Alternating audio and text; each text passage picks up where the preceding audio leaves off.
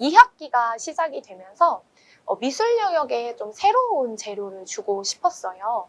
그래서 이것저것 생각을 해보다가 1학기 때에 만들기에 너무 푹 빠져 있었던 것 같아서 그러면 2학기는 조금 분위기를 바꾸어서 그리기로 돌려볼까? 라는 생각에 물감을 지원을 하게 되었습니다.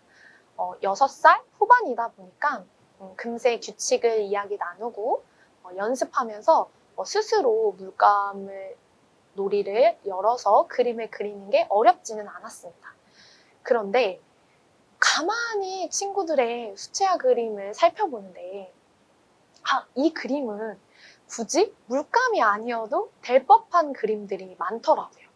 사실 우리가 여러 물감이 있지만 수채화 물감을 사용하는 이유는 그 물과 만났을 때 조절이 되는 옅은 농도부터 진한 농도까지의 그 농도 차이를 위해서 수채화 물감을 사용을 하게 되잖아요.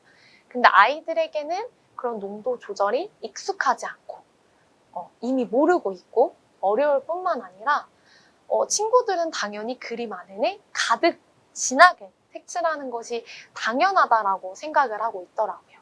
그래서 아이들과 내가 좀 실수를 했구나. 수채화 물감을 소개를 해줄 때 이걸 어떠한 식으로 활용을 하면 좋을지에 대해서 수채화 물감의 특징에 대해서 이야기를 나누었어야 했구나 라는 잘못을 깨닫게 되었습니다. 그래서 다양한 수채화 그림 작품 감상뿐만이 아니라 여러 가지 기법들에 대해서 알아보기를 시작을 했어요. 그런데 수채화 그림 작품을 감상했을 때 감상할 때 자체에는 와 멋있다, 정말 아름답다, 나도 저렇게 그리고 싶어요 하기는 했지만 여전히 친구들의 그림은 지금 보시는 것처럼 가득 진하게 안을 채우는 정도에 머무르게 되었습니다. 그래서 이대로는 안 되겠다. 좀 아이들이 이 수채화 기법을 활용해 볼 수 있도록 어떻게 하지? 라고 고민을 하고 있던 중이었어요. 그런데 제가 이제 이동 중에 SNS를 보는데 어떤 외국 수채화 작가분이 자신이 수채화 그림 그리는 작업하는 과정을 타임랩스로 찍어서 올려놓으셨더라고요. 그래서 붓에 물감과 물이 섞이는, 이렇게 물이 싹 스며드는 과정과 종이에 그게 어떻게 나타나는지, 연한 것부터 진한 것까지 한 터치로 나타나는 것을 올려놓은 영상을 제가 발견을 하게 되었어요. 그래서 또 이리저리 찾아보니까 이러한 식으로 수채화 물감이 그 종이에 흡수되는 농도 표현이 굉장히 잘 보이는 영상들이 굉장히 많더라고요. 그래서 그 몇 가지 길지 않은 영상을 친구들과 함께 감상을 했습니다. 지금 보시는 목의 농도를 조절하는 듯한 물이 종이에서 퍼져나가는 듯한 그림이 보이시나요, 여러분?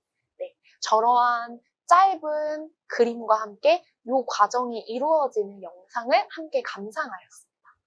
그러니까 구체적으로 이 물이 흡수되는 걸 보고 거기 영상 속에 나오는 화가들이 물을 어떻게 묻히는지, 물을 먼저 묻히고 물감을 묻히는지, 아니면 물감판 위에서 붓을 이리저리 왔다 갔다 하는지, 안 하는지, 이러한 포인트를 찾아내어서 자신들도 TV에 나오는 작가처럼 수채화를 그려보겠다라고 얘기를 하더라고요.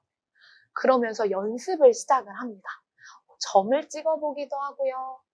어떤 작가처럼 종이에 미리 물을 바르고 그 위에 물감을 칠해보기도 하고, 이렇게 끝에는 물감을 묻히고 붓의 안쪽에는 물만 묻혀서 한 터치로 다양한 농도를 표현할 수 있는지, 이러한 연습을 하기 시작을 합니다.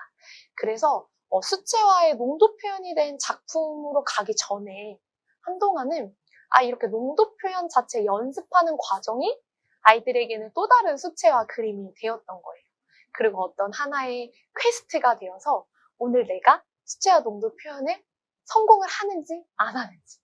그래서 실제로 저희가 탐색이라는 이야기를 굉장히 많이 하잖아요. 저는 수채화 물감 자체에 대해서 아이들이 탐색하는 과정을 긴 호흡으로 자세히 지켜볼 수 있었던 것 같습니다.